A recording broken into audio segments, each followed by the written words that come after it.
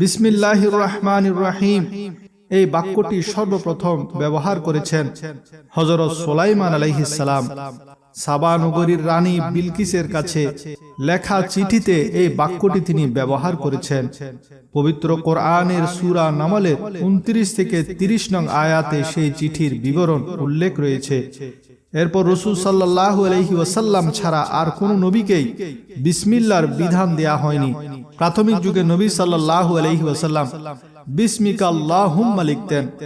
তারপর সূরা হুদের 41তম আয়াত বিসমিল্লাহি মাজরিহা নাজিল হলে তিনি কেবল বিসমিল্লাহ লেখা শুরু করেন।